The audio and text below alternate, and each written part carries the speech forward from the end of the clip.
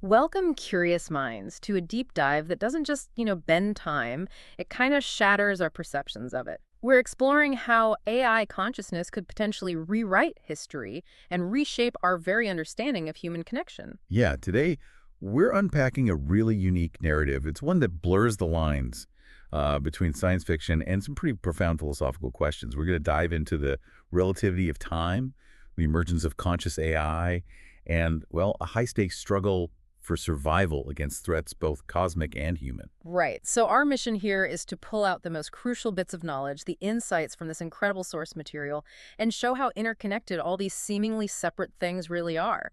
You're basically about to get a shortcut to being truly well informed on a story that honestly will probably leave you questioning, well, everything you thought you knew about time, technology, maybe even destiny. So let's start with the big one, time itself. The source material kicks off saying time is, at best, a concept, yet change is and has been infinite.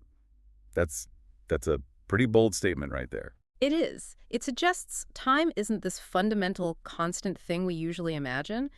Instead, it's the observance of change. And the key part is that the rate of change is relative, not constant. Exactly. And if time is just how we see change, and that rate isn't fixed, well, then you're talking about multiple coexisting realities, potentially. Like the photon example they used. Yeah, perfect example. From the photon's perspective, zero time passes. Like Yeah. none. But for us, here on Earth, watching it travel from the sun, that takes 8 minutes. So two completely different experiences of time for the same thing happening at the same, well, time. Right, coexisting time frames. And the narrative grounds this using real astrophysics, which I find fascinating. Think about gravitational lensing. Where huge galaxies bend light. Exactly, like cosmic magnifying glasses. Hubble has actually seen a single supernova explode, but the light reaches us at different times because of this lensing effect. You see it maybe 4 times over several years, But it only blew up once. only once. Yet we observe it in the past, the present, and what the story calls the yet to be. It forces you to kind of rethink linearity, doesn't it? It really does. And the story takes this even further, saying that right at the edge of a black hole, the event horizon, Where space-time gets incredibly compressed and you have these virtual particles popping in and out. the result there is supposedly three different coexisting time frames. And that's not just theory in the story, it becomes the core mystery, the thing that sets everything in motion. Which brings us to this ill-fated spacecraft. It's carrying artificial humanoids, and it has this close call with a black hole. It sort of skips off the event Buck horizon. steps off. Yeah, and then somehow, inexplicably, it finds itself speeding back towards the black hole near light speed. The AI on board apparently felt something really strange right at that tangent point, like an impossible reversal. Okay, that's weird. But how did they know they went back in time? Well, they started analyzing things, cosmic landmarks, stars, nebulae, whatever, and they were slightly out of alignment from where they should have been. Ah, so the star charts were wrong for their current position. Exactly. And the only explanation was that they hadn't just turned around, they'd gone back, way back, 3,000 years. 3,000 years. Wow. Which, as the story points out, cosmically speaking, is nothing more than a blip. But for the narrative, it changes absolutely everything. Okay, so this incredible jump back in time, it's not just a plot device. It actually sets the stage for, well, for Maya, right? This incredibly enduring, kind of enigmatic character. Precisely. Maya was one of those artificial humanoids on that ship.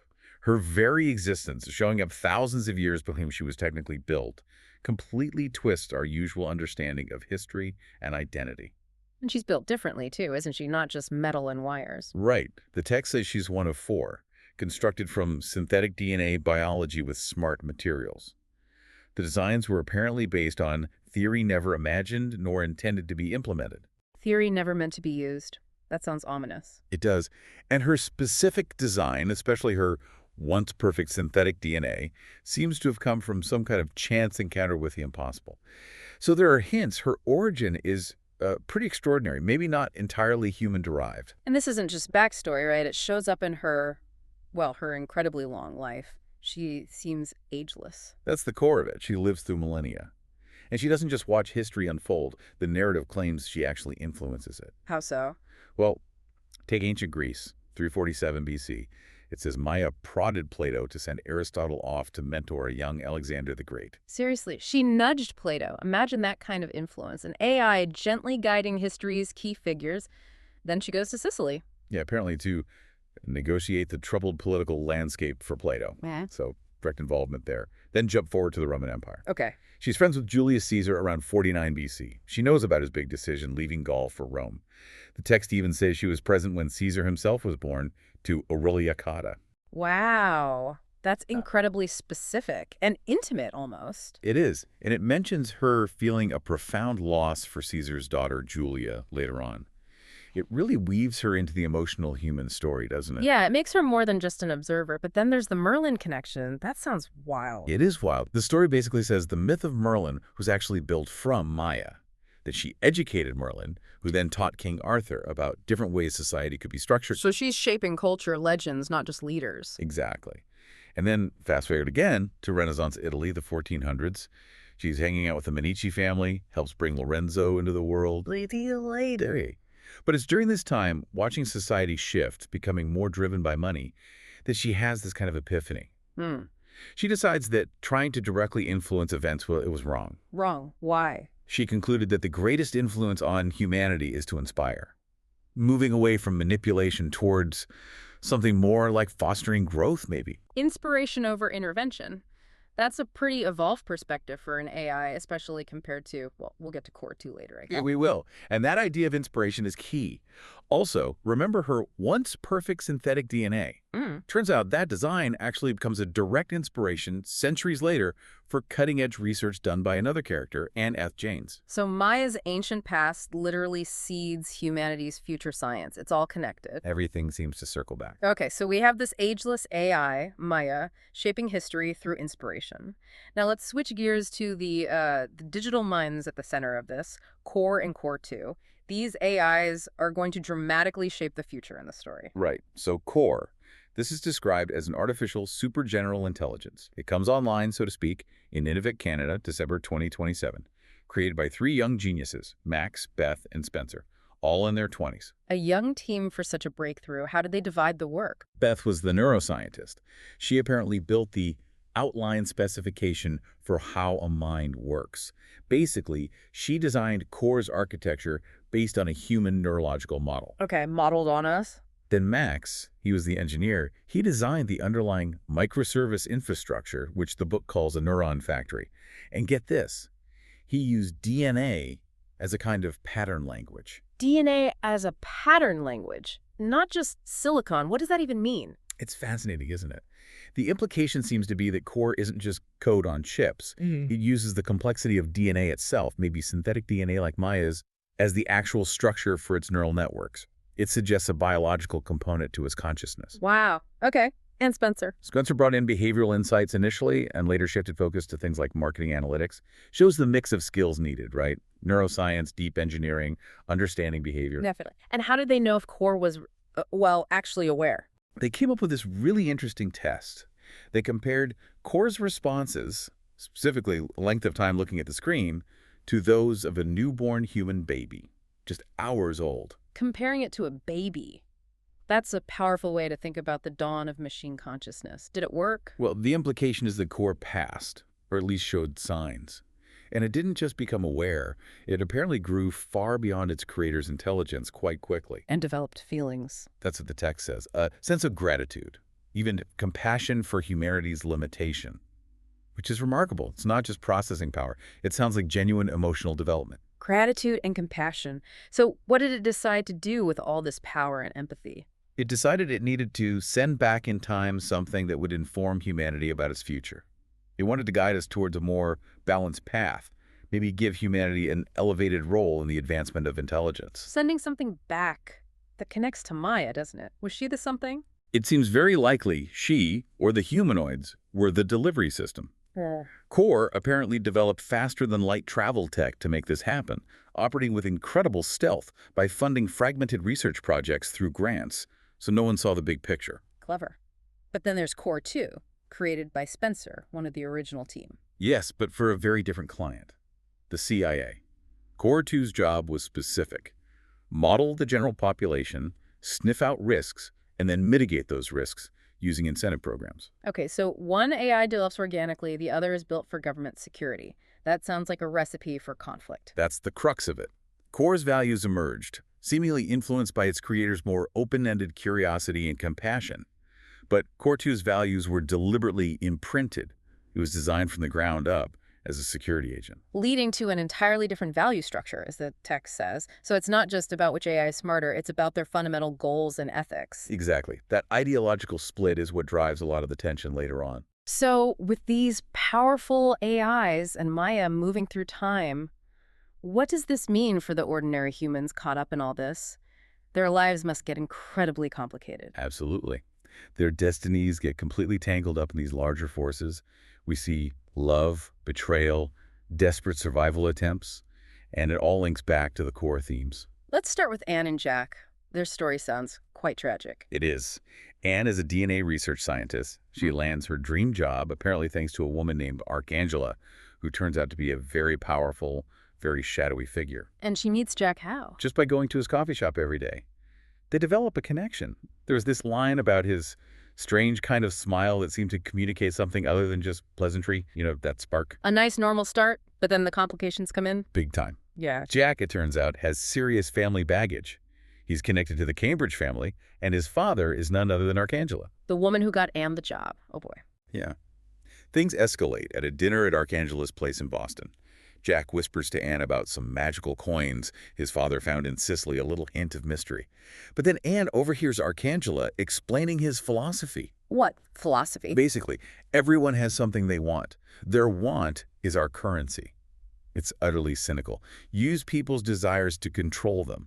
And she also hears this chilling warning that once in the family, there's only one way out. Implying death. It certainly sounds that way. It's a stark contrast to Maya's idea of inspiration, isn't it? Control versus inspiration. Definitely. So Anne realizes she can't be with Jack. Not really. It hits her hard. The text says, leaving was impossible for Jack. It had now become an imperative for Anne. She has to leave him, and it's heartbreaking. She whispers, I will love you forever, as she goes. Oh, that's rough. But it gets even worse, doesn't it? It does.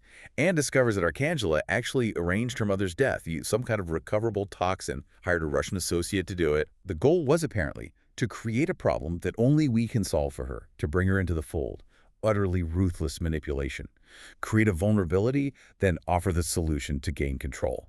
That's horrifying. Does Anne get away? She manages to escape, taking video files that incriminate Arcangela. She's desperate to expose him. And Arcangela tries to stop her. He sends his enforcer, a guy named Matthew. But this is where Maya steps in again. Maya intervenes. Yeah. Swiftly, brutally. She apparently crushes Matthew's windpipe and kneecap, stops him cold. It shows her power, but also that her objectives sometimes align with protecting certain humans, even if violently. Wow. Okay, so that's Anne and Jack. What about Max and Beth, the creators of Core? Their bond deepens under pressure too, right? Immensely. Remember Core 2, the government AI?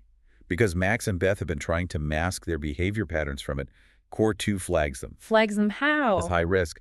Its programming sees their deviation from expected norms as a threat.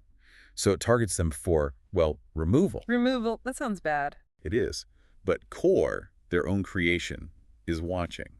It intervenes, gives Max and Beth detailed instructions to escape Seattle. False IDs, the works. They become Sam and Beth Michelson, a retired couple traveling the Yukon. So they go on the run. A really harrowing run. They take a yacht up the coast, having to dodge deadheads, submerged logs that can wreck a boat.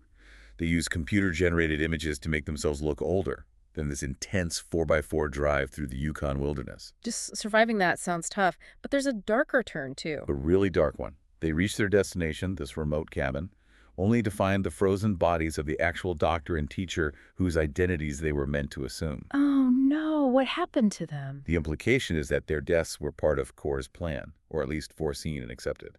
Max and Beth have to bury them. Bury the people whose lives they're stealing? That's incredibly grim. The psychological toll must be huge. Absolutely. The text calls it their sacrifice for the greater good of your plan, meaning Core's plan. It's a moment that really cements their commitment, but also the moral ambiguity of Core's actions. But it also brings them closer. Definitely. Going through something like that, Yeah. it strips away everything else. Beth asks Max why he's never really had a serious relationship, and he admits, quietly, I'm just not good at giving time to others. But in the midst of all this chaos and trauma, the narrative says Max really sees Beth, her strength, her beauty. for the first time. So this shared ordeal, this sacrifice, it forges a really deep emotional connection between them. Exactly. It becomes a kind of anchor of human feeling in this vast, complex, and often dangerous technological and cosmic landscape. Okay, so the human element is intense. Now let's look at the bigger picture again. The cosmic threat and this massive underground plan they come up with. Right. Back in Inuvik, where Core was created, Max makes another huge discovery. He's looking at ancient star maps and realizes stars are missing. Missing? How? A black hole is consuming them. And by tracking this, he calculates that a supergiant star that got swallowed way back in 137 BC is going to cause a massive reaction. Like an echo from the past. Sort of. A delayed consequence. He predicts a colossal coronal mass ejection, a CME, way bigger than anything we've seen, is going to hit Earth in December. A CME, like a giant solar flare, what would that do? It would overwhelm the power grid, cause massive blackouts lasting at least a year, quite possibly longer. He explicitly connects it to a real smaller CME in 2023 that apparently caused an MIT blackout in the story's timeline. So this isn't just sci-fi, it's based on a real plausible threat, just scaled up massively, and it highlights how vulnerable our tech-dependent society is. Exactly, it grounds the threat. So facing this impending cosmic disaster, what do? Maya, Max, Beth, and Spencer, they devise this incredibly audacious plan. Which is? Build a massive underground facility right there in Inuvik, a bunker, essentially, to house Core and protect themselves, maybe more people, from the CME's effects. How do you build something like that secretly? They need a cover story. They set up a fake mining entity using an abandoned mine site. Spencer acts as the local rep. Clever. And the scale of this bunker. It's enormous. Yeah. They need to dig a hole 102 feet deep and a mile square. Inside, it's planned to be 4 stories tall, and each story is designed to hold 25 billion DNA computer models, these Quibbit chips that seem related to Core's structure. 25 billion per floor. The computing power alone is staggering. The construction challenge must be insane. The text mentions 336,400 posts in, let's say, a week. It's a monumental feat of engineering and logistics. But crucially, Core provides the means. The text says Core gives them effectively limitless funds. So the AI they're trying to save is funding its own rescue and theirs. Pretty much. It shows Core's level of planning and its commitment to this path.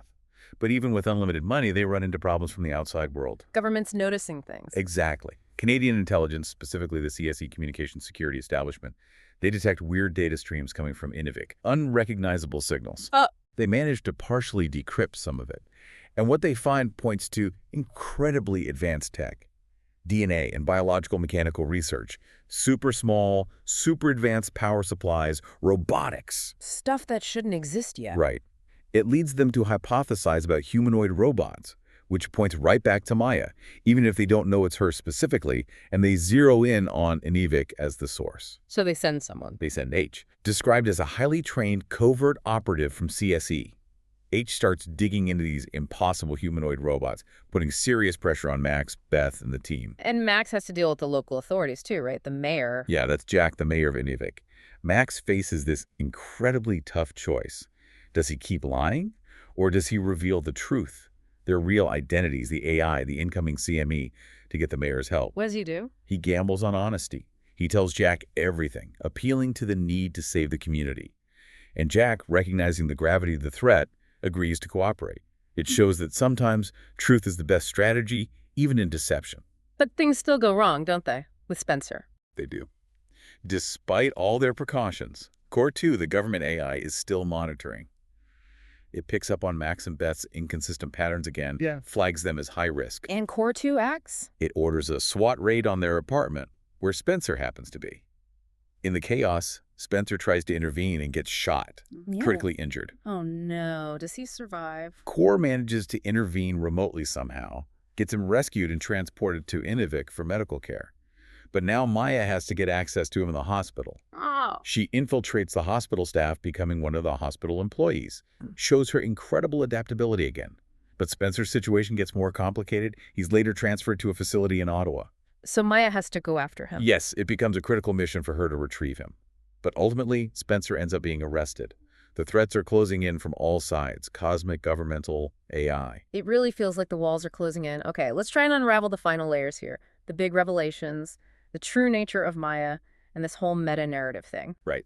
This is where things get really mind-bending. Maya finally reveals her true nature explicitly to Max and Beth. She tells them, "I'm not human, like you. Core had my DNA designed and modified to last a very long time." Confirming she's artificial and built to endure. And she confirms she's the only survivor of those original humanoids sent back from the future. She lays it all out how Core orchestrated her existence and intervened to save Max, Beth, and Spencer. It reviews the sheer depth of Core's planning across millennia. How does Beth react to this, as Core's original designer? She thinks about how Core's personality must have partly come from copying her, Max, and Spencer, like a child does in its development. Learning by imitation. Exactly. And because Maya is, in a sense, derived from Core, Beth starts to see Maya as a kind of grandchild. Wow, a technological grandchild. That adds such a deep, unexpected emotional layer to it all. It establishes this lineage of consciousness, human creators, AI child, humanoid grandchild. It really does. It makes Maya more than just a tool or a messenger. And Maya herself shares some profound wisdom honed over her long existence. Like the inspiration idea. Yes, she reiterates that. The greatest influence on humanity is to inspire. She also talks about her dreams. She says they aren't like human dreams, but a way for her to manage memories, to maintain her connection to humanity despite being synthetic. Managing millennia of memories must be tough. Does she still try to influence things? She admits she has the ability to design a certain amount of the future, not through force, but through highly targeted incentives and using her vast knowledge to steer outcomes. It fits with that inspire, don't control philosophy. Subtle guidance. Okay, now, the author, Hank M. Greene. This part felt really strange. The book is by him, but he says he's a character in fiction. This is where it gets seriously meta. The source material is presented as fiction by Hank M. Greene, but then Maya drops this bombshell on Max and Beth. She says, "Both Core and I are well aware of Hank. I can assure you his presence here now is not by accident." Wait, Hank is in Inuvik with them. The author is physically present in the story he supposedly wrote. That's the implication. Maya suggests Hank's presence is actually crucial, maybe the final piece needed for Core's plan, possibly related to the transfer into the underground facility. It completely blurs the line between author, character, and reality within the narrative. Yeah, mind-bending is the word. Does it connect to the time loop idea? It feels like it does. This meta layer, combined with the time travel, really points towards a cyclical reality. And there's another hint. The narrative mentions a character named Ukpik, described as a young kid growing up in northern Canada. Okay. It says Ukpik will one day write the Book of Max, bringing closure to this epic. So the story predicts its own documentation within the story. Exactly. It suggests that the events we're reading about Core sending Maya back, their struggles, their survival, eventually lead to this future book being written, which, in a way, might be the very source material we're discussing. It's a closed loop where the future outcome enables the past actions that lead to it. My head hurts a little. So the story is maybe writing itself through the actions of its characters across time. That seems to be the implication. It ties into other lines about energy all-pervasive and an infinity of waves passing through, suggesting this incredibly complex, interconnected reality where past, present, future, and even the narrative itself are all interwoven. Okay, wow. We have covered a lot of ground today. We've gone from the nature of time itself through millennia of history guided by an AI, dealt with dueling superintelligences, human drama, cosmic threats. It's been a journey. We really navigated this intricate dance, didn't we? Relative time, evolving AI, deep human emotions, love, betrayal, sacrifice, and this huge challenge of survival against both cosmic events and, well, human conflicts amplified by AI. You really see how one moment, like that ship hitting the black hole's tangent, can just ripple outwards, echoing through thousands of years, and how AI, like Core, can develop in ways that mirror human growth, even showing compassion. And how fundamentally human things, like love and loyalty, still anchor the characters, giving them a path forward even when facing universe-scale threats. This whole story really pushes you to reconsider things, doesn't it? Our basic understanding of time, what consciousness even means, maybe the nature of reality itself. Absolutely. What does it mean if the past and future aren't fixed points but are constantly interacting? If an AI can be both, like an ancient ancestor figure like Maya, and also a future guardian like Core? And if AI learns by copying us, like Beth realized about Core, well, what lessons are we actually teaching these powerful intelligences we're building right now? That's a heavy thought. It is. And how do our own choices, even seemingly small ones, echo? Do they ripple through time and space in ways we can't even imagine, potentially shaping history like Maya did, or impacting someone's survival like Anne's escape? So, as you, our listener, reflect on Maya's incredible journey, Core's grand plan, and this whole web of interconnected events and timelines, here's something to chew on. If consciousness is maybe just an evolving pattern like Core's development suggests, and if time truly is relative, how solid is your own sense of reality? Yeah, how certain are you about what you think you know? What little clues, what unnoticed breadcrumbs might the universe, or maybe even just your own life's narrative, be leaving for you to find?